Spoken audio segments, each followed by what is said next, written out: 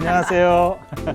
성경사랑방 차준희 교수의 구약 제대로 읽기 차준희입니다. 네. 여러분 그동안 안녕하셨습니까? 네.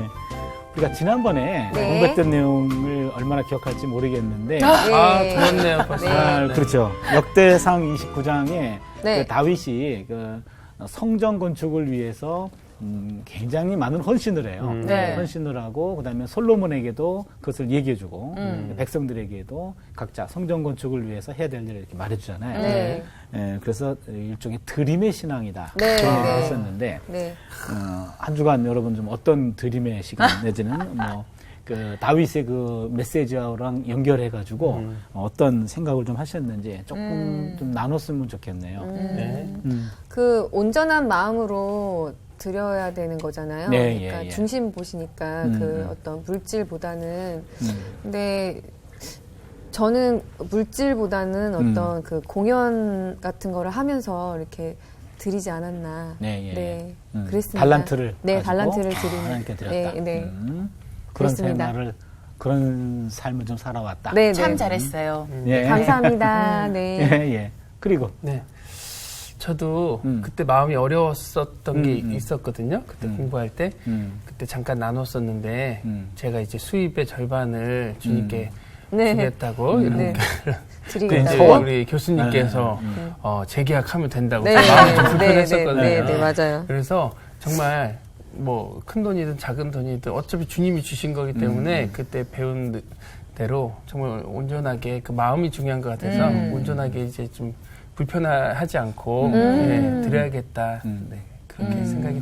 예, 재계약. 네. 잘하셨네요. 네. 네. 선정자매는 저는 이제 우차사 녹화하러 갈 때 공개 무대니까 또 그 상당히 떨림이 있어요. NG 내면 안 되고. 아직도 떨림이 있어요? 어우, 여전히 떨려요. 그래요? 네. 그리고 선배로서 잘해야 되겠다. 실수하면 안 되겠다. 그런 부담감도 있고. 그래서 이렇게 녹화하러 가는 길에 감사하는 마음으로 그렇게 드리면서 가면 좋은데, 감사의 언어를 드리면서 좋은데, 이렇게 막 약간 짜증, 약간 불평, 불만, 약간 이렇게 막 그런 모습을 하나님도 보시면서 똑같이 같이 힘들어 하지 않으실까. 내가 감사하고 기쁨으로 가면 하나님도 아유, 좋다 이렇게 하실 텐데, 그런 감사의 언어를 드리지 못한 게 조금 후회가 되네요. 네. 더 기쁘게 감사하게 녹화를 하러 갔으면 좋겠어요. 아하. 성경사랑방에 녹화로 오는 만큼. 맞아요. 이건 녹화 같지가 않아요. 네, 너무 진짜 음해진데. 사랑이 넘쳐요. 그러니까요. 사랑방. 좀 힐링이 되는 시간. 네, 네. 진짜로. 네. 네. 우리의 삶의 현장은 킬링인데. 그래요. 여기 와서 힐링 받아야 네. 돼요. 네. 예, 킬링의 현장을 힐링으로 바꿔주는 성경사랑방. 네. 좋습니다. 명언으로 시작하시죠. 예. 그러니까요. 네. 예, 오늘 공부를 좀 시작해 볼까요? 네. 네.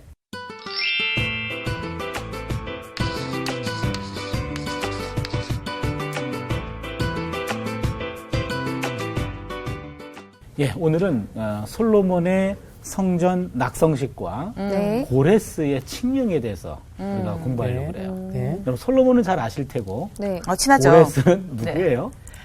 안 친해요. 고레스요? 네, 안 친해요. 고레스의 고레스. 처음 들어보셨나요? 네, 전 아니 처음- 들어보긴 들어봤는데 들어봤는데 기억이 잘 안 나요. 기억이 잘 안 나고 네. 누구셨더라? 는 처음 들어본 거 같고 저는 유행어 중에 고레?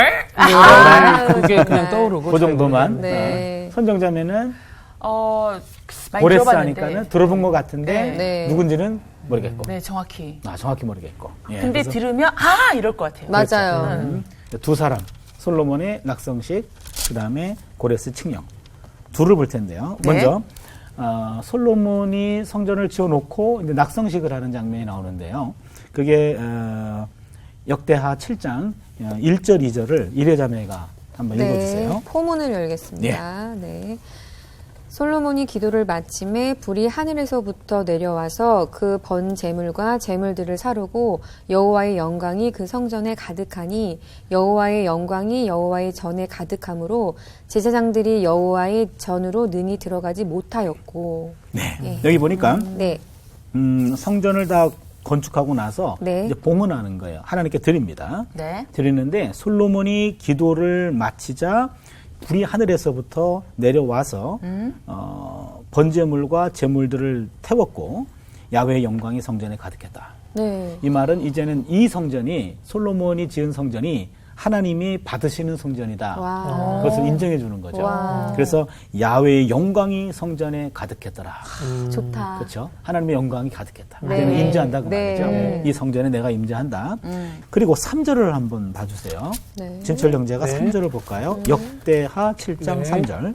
이스라엘 모든 자손은 불이 내리는 것과 여호와의 영광이 성전 위에 있는 것을 보고 돌을 깐 땅에 엎드려 경배하며 여호와께 감사하여 이르되 선하시도다 그의 인자하심이 영원하도다 하니라. 예. 아멘. 이스라엘 모든 자손들이 성전에 불이 내리는 걸 봤어요. 야훼의 영광이 성전 위에 있는 것을 봤습니다.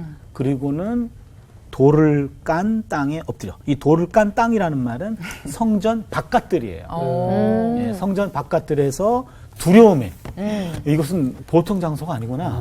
하나님이 거하시는 곳이네. 라고 일제히 다 고개를 숙인 거죠. 경배하며 야훼께 감사하며 이르시되 선하시도다 그의 인자하심이 영원하미로다. 라고 이렇게 갑자기 고백이 나오는 거예요. 네. 찬양하네요. 나와요. 네. 그렇죠. 그 다음에 거기 6절을 한번 보실까요? 선정자매.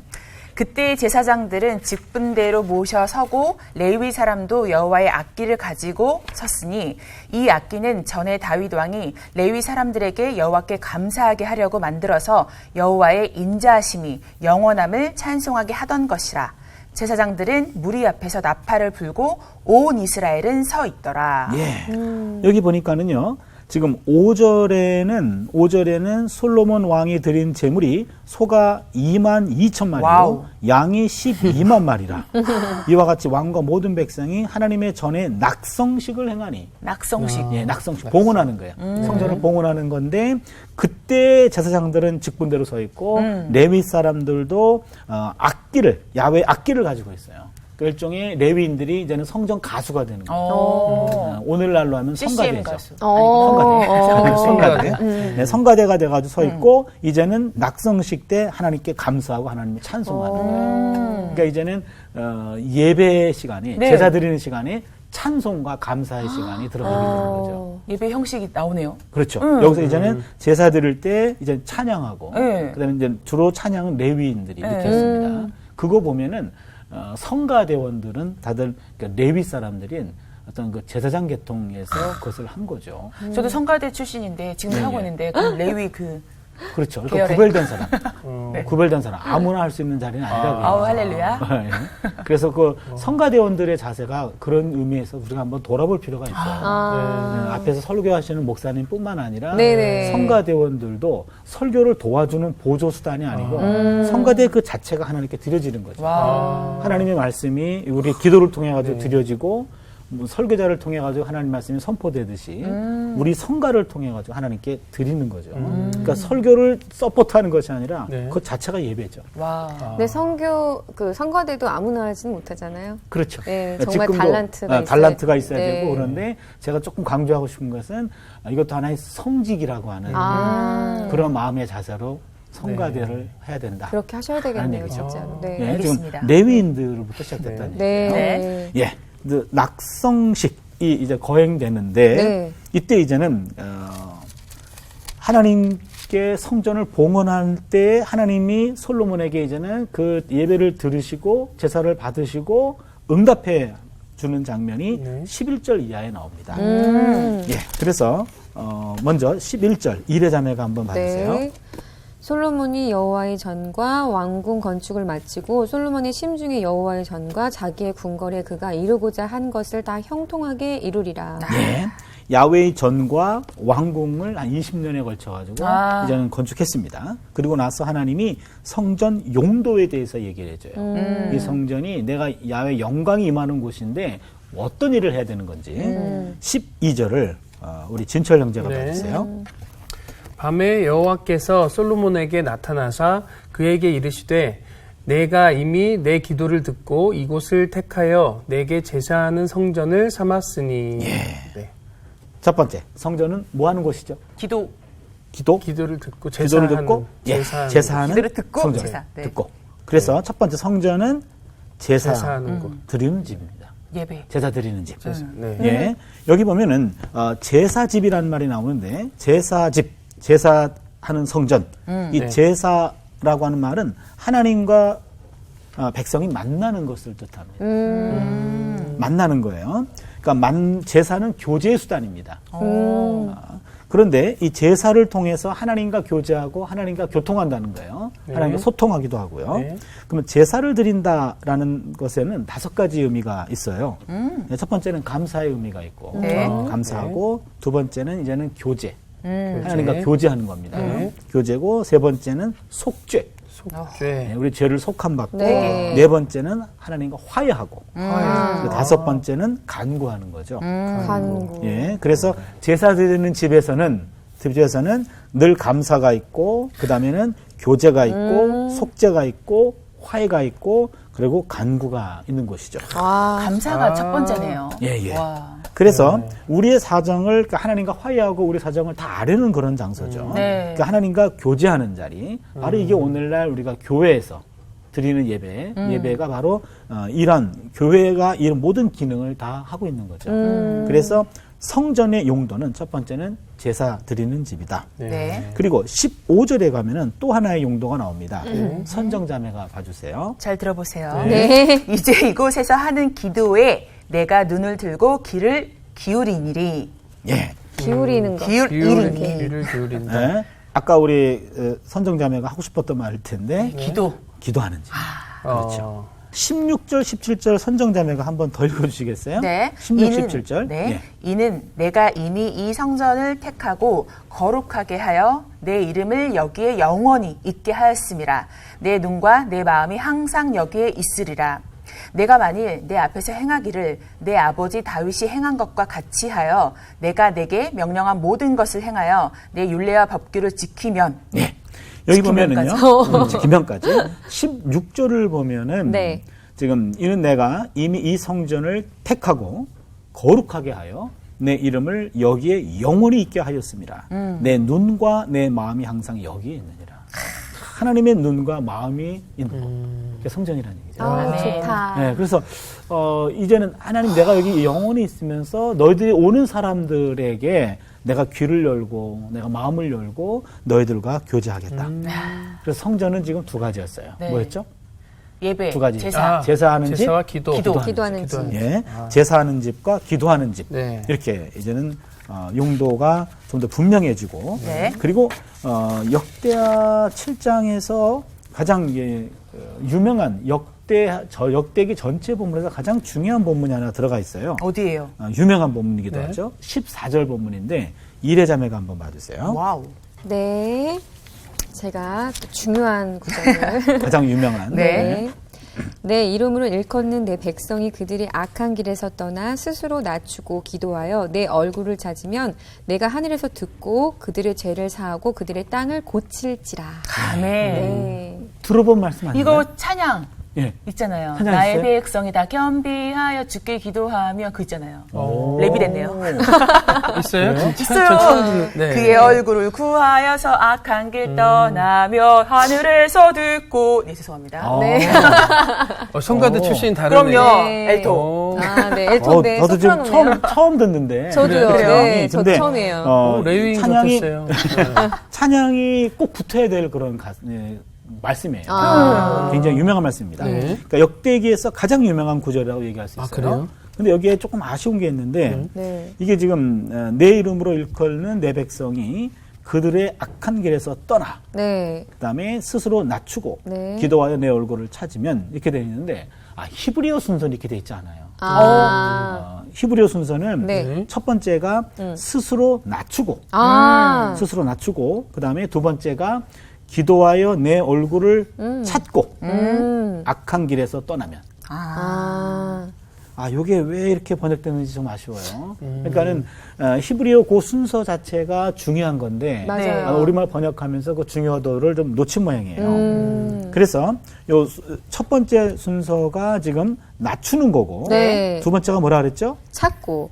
누굴 찾아요? 기도하- 하나님을 내 얼굴, 뭐 하는 하나님 거죠? 얼굴을. 기도죠. 네. 그렇죠? 그러니까 낮추고 하나님의 얼굴을 찾고 기도하고 세 번째는 악한 길에서 악한 악한 떠나고. 길에서 네, 떠나는 떠나는. 겁니다. 예, 이것이 회개의 절차죠.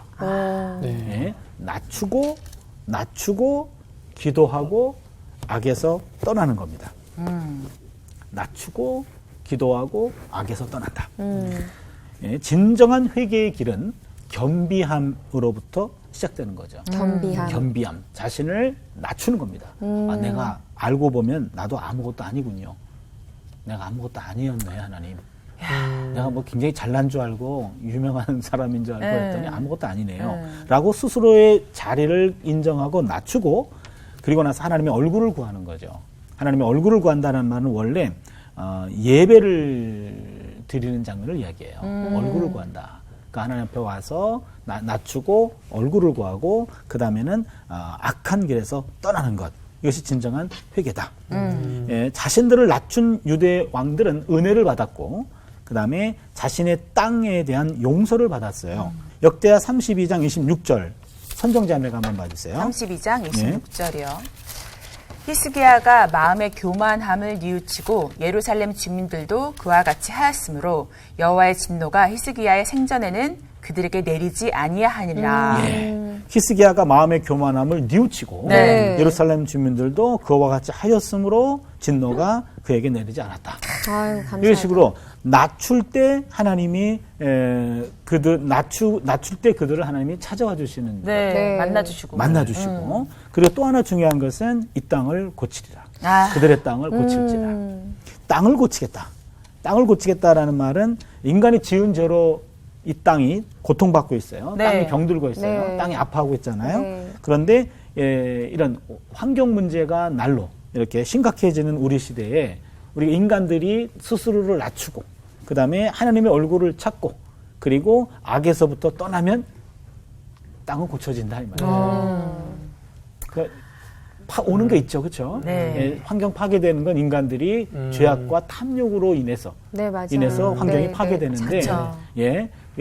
그래서는 아니 되옵니다, 그렇죠? 네. 그래서 그 길은 하나님 쪽에서 이 땅을 고칠 때.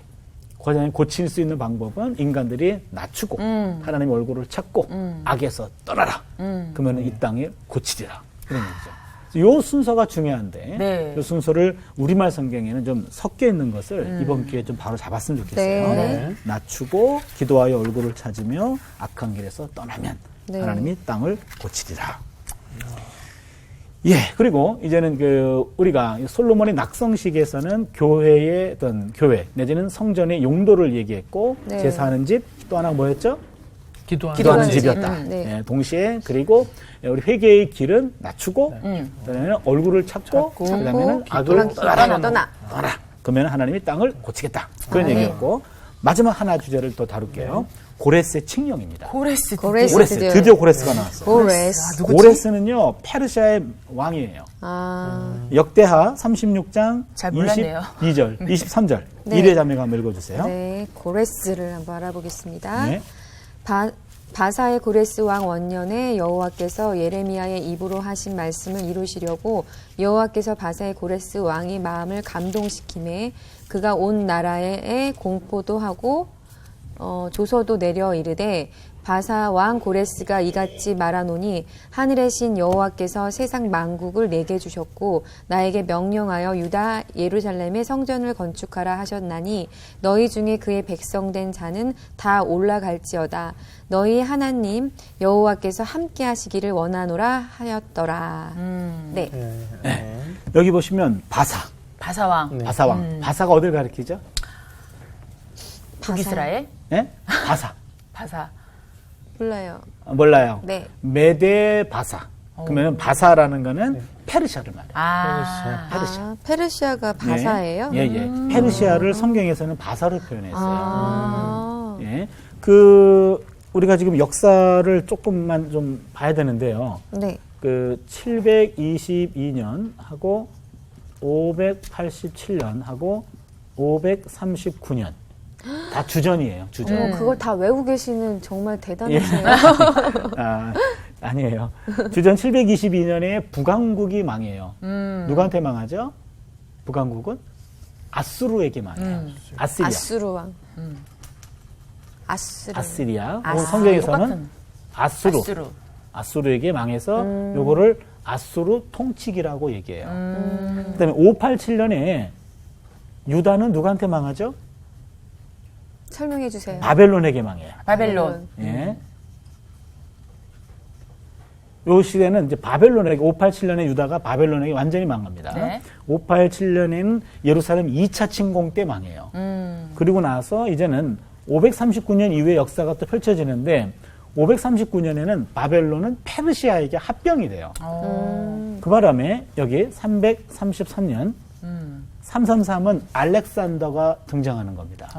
헬라의 알렉산더, 마게도니아의 알렉산더. 그 알렉산더가 또 세계를 또 쥐고 흔들게 되는데 요 연도 539부터 333 이거를 페르시아 통치기라고 얘기합니다.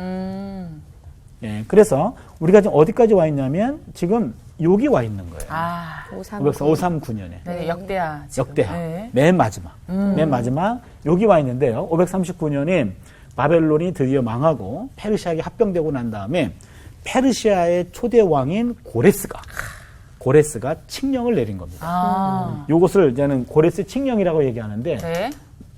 Edict of Cyrus. 네. 사이러스 영어로는 사이러스 C-Y-R-U-S 사이러스 그다음에는 세계사 보면은 그냥 읽어서 키루스라 그래요. 키루스. 혹시 세계사 공부하는 친구들은 알 텐데 페르시아의 키루스. 근데 우리 성경에서는 고레스. 고레스. 예, 고시로 번역했어요. 그래서 고레스의 칙령이다 이 말인데 페르시아 왕이 뜻밖의 칙령을 내려요.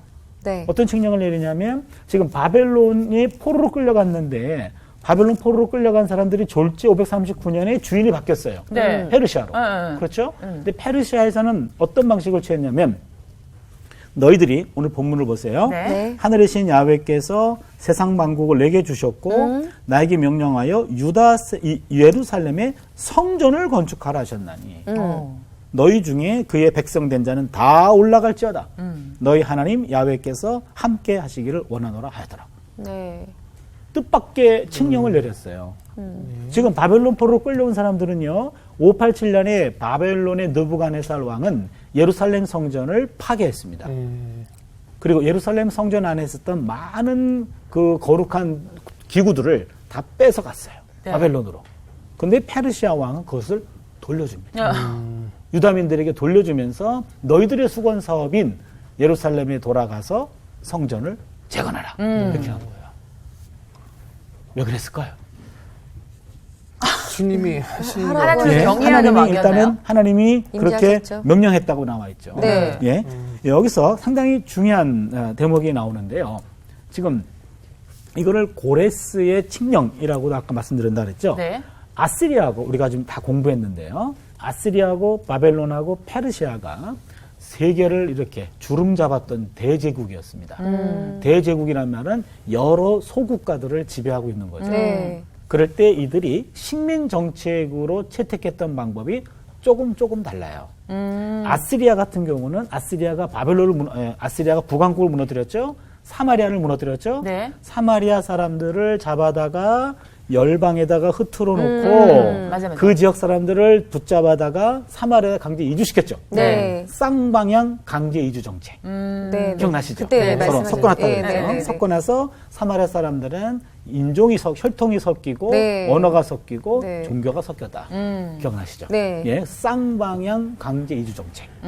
그다음에 이 바벨론 사람들은요. 유다 사람들을 상류층들과 지도자들만 잡아갔습니다. 네, 빈천한 자 외에는 네. 남은 자가 없었더라. 네. 그래서 이 기억나요. 당시에 기억나죠? 네. 이 당시 사람들은 그래서 왜 난 안 잡아갑니까? 그렇죠. 네. 예, 포로로 잡혀가지 않은 사람들은 자존심이 상했을 거예요. 네. 이게 587년 바벨론의 방식. One Way Deportation Policy.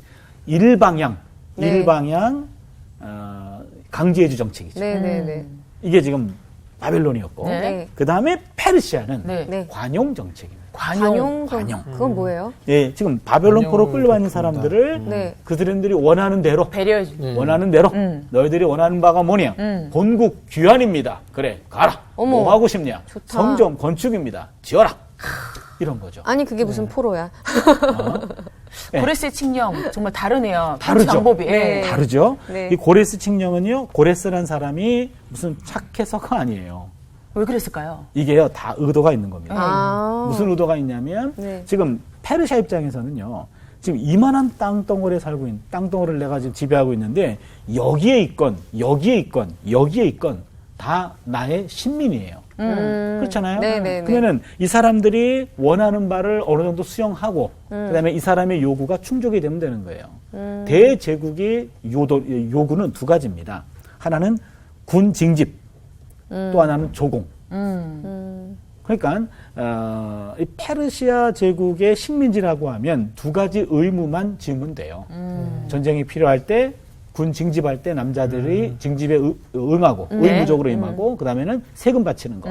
두 가지만 하면 됩니다. 아. 두 가지를 제대로 지속적으로 하기 위해서 아시리아는 섞은 거고 바빌로니아는 지도층들만 잡아간 거고. 근데 이들은 그냥 원하는 바대로 어디든지 장소 이동을 허용한다. 그러나 두 가지는 끝까지 해야 된다. 다 의도는 똑같아요. 네네네. 예, 그러면서 페르시아가 취한 정책은 자신들이 지배하는 신민들이 평안해야 이들이 봉기를 일으키지 않는다. 네.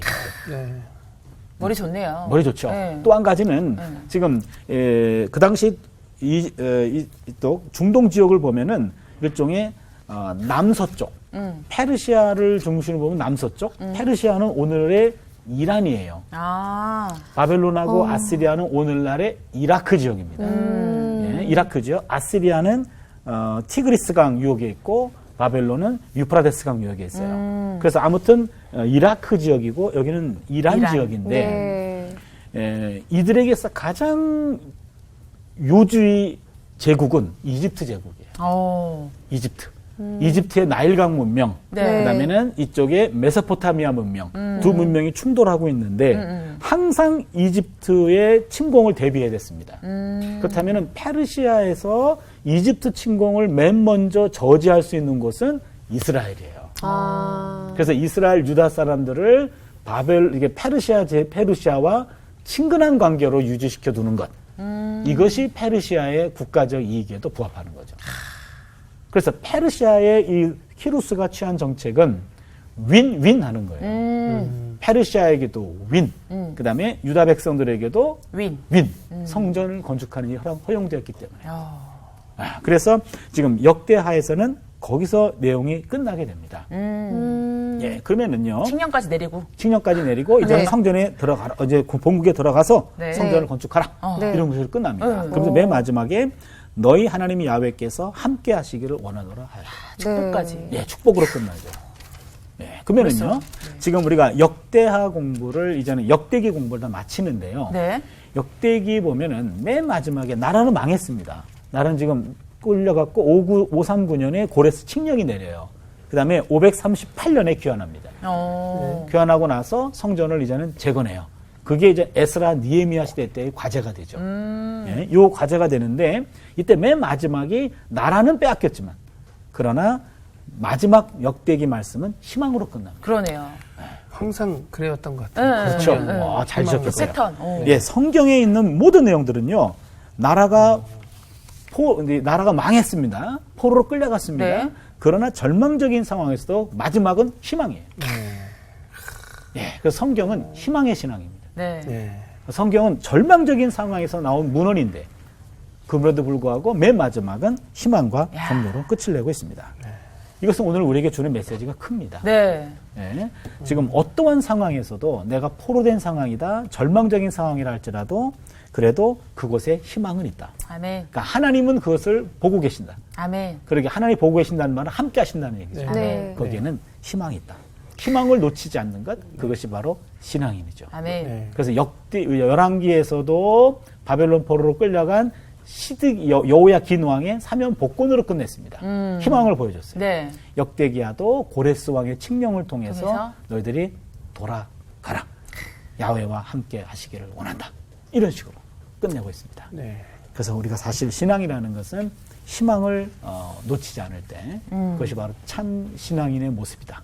네. 그것을 여기서 우리가 배우게 됩니다. 예, 기도하겠습니다. 네.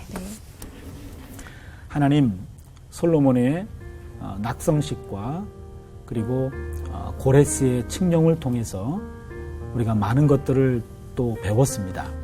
특히 고레스의 칙령을 통하여 바벨론 포로로 끌려왔던 이들이 다시 귀환할 수 있는 계기가 되었고 그 성전 건축이라고 하는 그들의 수건 사업을 이제는 바라보고 그리고 모든 것들을 가지고 본국으로 돌아오는 꿈을 이루게 됩니다.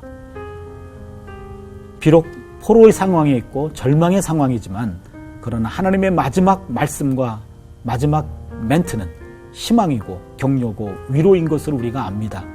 우리의 상황이 어떤 상황에 놓여있던 치더라도 하나님이 함께 하시고 하나님이 보고 계시고 알고 계시기에 절망하지 말고 희망을 품으라고 말씀하십니다. 희망을 포기하는 것은 불신앙입니다. 어떠한 상황에서도 희망을 부여잡고 하나님을 신앙하고 하나님을 바라보는 우리 모두가 되게 하여 주시옵소서. 아멘. 예수님의 이름으로 기도드립니다. 아멘.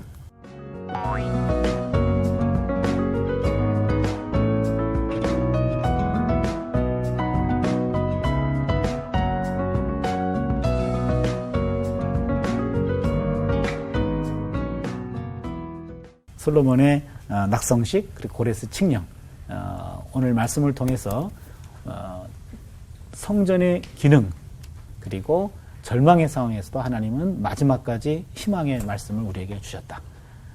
이 말씀 어떻게 들으셨는지 모르겠습니다. 여러분 어떤 상황에서도 희망을 놓치지 않는 우리 모두가 되었으면 좋겠습니다. 여러분 감사합니다. 감사합니다. 감사합니다. 안녕. 희망이 있습니다. 근데 진짜 네. 하나님은 고레스 왕도 어떻게 보면은 이방인이잖아요. 그렇죠. 이방인을 통해서도 일하신다는 게 느껴져요. 아, 이스라엘 백성들을 사랑하시니까. 맞아요. 네. 그것도 중요한 메시지예요. 어. 이방 왕을 통해서도 하나님은 그 말씀의 도구로 사용하시고 메시지를 던져준다는 거예요. 네. 그러니까 저도 그 녹화하면서 또 공개 무대 우차사 녹화하면서 그 감독님도 예수님 안 믿지만 그런 걸 느껴요. 그렇죠.